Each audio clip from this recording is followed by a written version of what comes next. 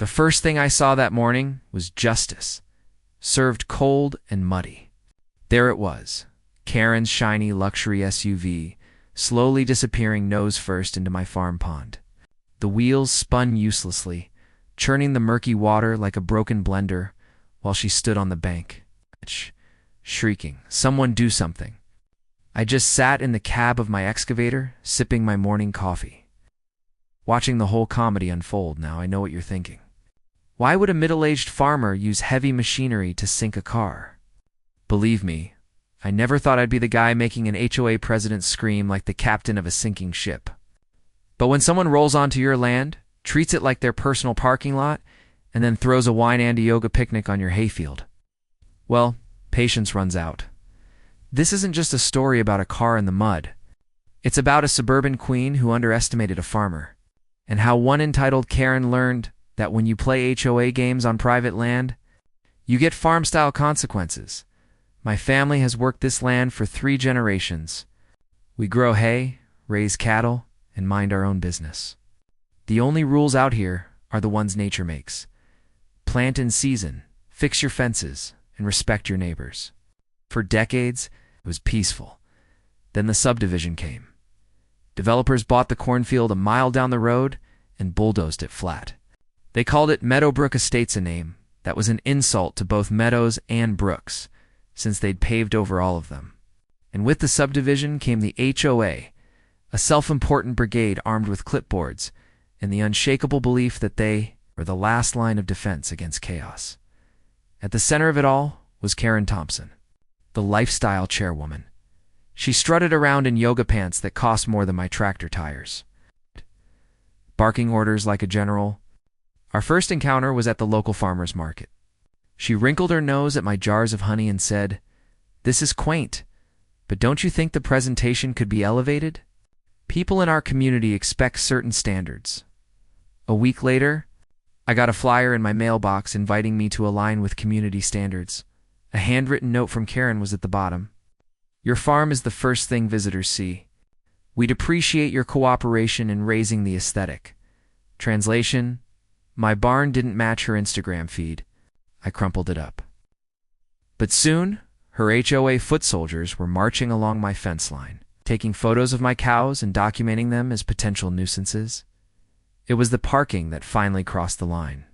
One morning, her black SUV was parked smack in the middle of my hay road. When I told her to move it, she just smirked. Technically, it's unused land, and I needed parking. HOA streets don't allow it.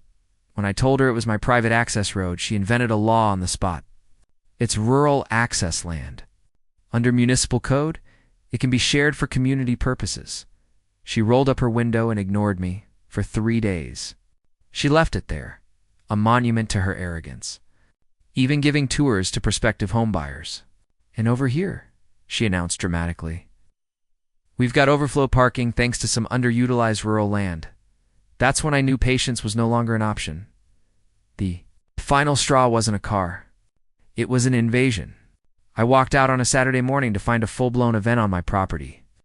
A massive white tent stood by my pond with tables, mimosas, and avocado toast. Karen was at the center of it, holding a glass of Chardonnay at 10 a.m. Welcome to Meadowbrook's first farm-to table brunch, she announced. I stomped down the hill. "Karen, what the hell is this?" "We're hosting a community event," she said, waving a dismissive hand.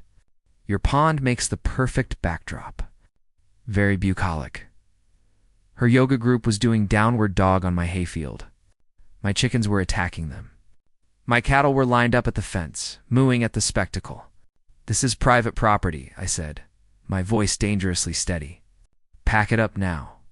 She leaned in, her smile turning to steel. "Change is coming, whether you like it or not. If you don't adapt, the city will rezone this land. You'll be boxed in. Best to cooperate now before it gets messy." There it was. A threat. She wasn't just stealing brunch space. She was trying to steal my farm. I looked at her, then at her SUV still parked defiantly up the hill. Something inside me didn't just snap. It solidified into a cold, hard plan. "You want messy?" I said. "I'll show you messy." That night, after her brunch brigade retreated, I fired up my old iron warrior, the Excavator. My pond has a secret. The banks look solid, but the silt and clay underneath are soft. A trap hidden in plain sight. I spent an hour churning the soil near her favorite parking spot, making the ground look level, but feel like quicksand underneath. By dawn, it was perfect. The next morning, she drove right to it. "Much better view here," she announced to her entourage. While she was pontificating about sunrise yoga retreats, I rumbled the Excavator over. "Really? That toy again?" She scoffed. "Not intimidating," I said with a grin. "Facilitating." I lowered the bucket and gave the dirt behind her SUV a gentle nudge. The ground shifted. The back end of her SUV sagged an inch. Panic flashed across her face. She jumped in, the engine roared, wheels spun, and mud sprayed everywhere, but the vehicle was caught. "Do something." One of her cronies shrieked. "Don't worry," I said calmly. "I am." With one final, gentle push from the Excavator's bucket, the earth gave way. The SUV tilted, its nose dipping gracefully into the water. Karen screamed, but it was too late. The car slid forward until half of it was submerged, gurgling like a tombstone to Arrogance. I leaned out of the cab. "Parking's free," I said. "But retrieval? That'll cost you." The aftermath was better than any movie. The sheriff arrived, took one look at my deed, and told Karen, "Ma'am, trespassing isn't a crime we investigate when the landowner handles it himself." Her insurance company denied her claim, citing intentional parking on private farmland. The video of the sinking went viral, titled, "HOA Karen Gets Sunk," literally. The memes were glorious. But the real victory came from a dusty folder my father left me. The pond and the surrounding land were part of a federally protected wetlands conservation trust. Her little brunch party wasn't just trespassing. It was a federal violation with fines that could have bankrupted her entire HOA. Karen quietly sold her house and moved away. The SUV was eventually dragged out and sold for scrap. I didn't sink that SUV out of spite. I did it because there are lines that can't be crossed. My land is the legacy of my father and his father before him. Karen came here to teach me about community standards, but in the end, the land itself taught her the final lesson: respect boundaries, or the earth will swallow your pride whole.